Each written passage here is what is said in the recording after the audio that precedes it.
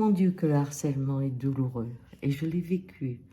J'ai été battue dans l'écart, maltraitée, mes affaires déchirées et tous ces mots blessants. Mais il pousse peu à peu l'individu, qui est un bouc émissaire, à s'isoler. Et à un moment, des fois, vers l'âge de 11 ans, eh bien, à vouloir terminer la route, car le monde lui dit « tu ne fais pas partie du groupe ». Quand j'analyse ce qu'a fait cette jeune fille, Lindsay, 13 ans, qui a osé parler, qui a osé dénoncer, je me dis quel courage. Car généralement, la honte accompagne la blessure. Et c'est le mutisme qui gagne. Alors elle a pu parler. Elle avait assez confiance en ses parents pour parler, en son directeur, à la justice. Quelle maturité dans la blessure qu'elle vivait.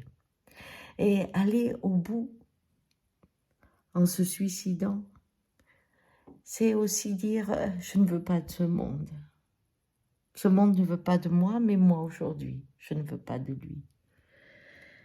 Quand les conditions de vie ne sont plus réunies pour que l'épanouissement s'impose à chacun, eh bien, c'est la détresse, le désespoir et la faim qui devient la solution pour mettre un terme à la souffrance.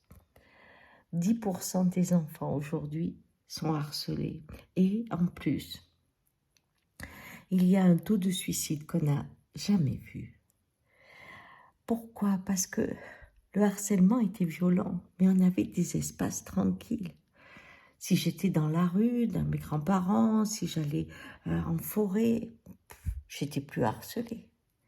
Aujourd'hui, avec la technologie, le harcèlement est présent 24 heures sur 24.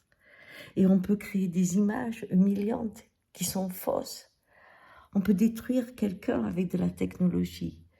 Marcher dans la rue sans savoir qui vous a vu, dans des positions, des attitudes que l'on a créées de toutes pièces. Oui, cela fait que le monde devient un endroit où il n'y a plus aucune niche pour se coucher et se reposer. C'est ce qui fait que la fatigue gagne, l'épuisement est là. C'est un monde sous haute surveillance que nous développons.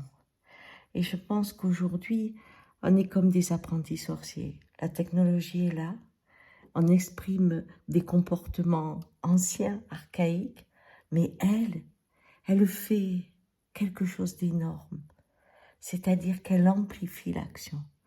Je me souviens de cet homme qui disait, bien sûr, avant on avait des couteaux, même un fusil des fois par village. Et quand on se battait, bien sûr qu'il y avait des morts, mais le village restait.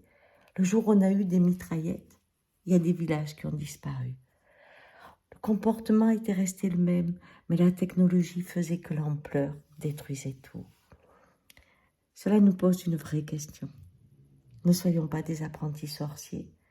Et chacun à notre niveau, osons regarder que cette technologie demande d'innover dans nos comportements. Ciao.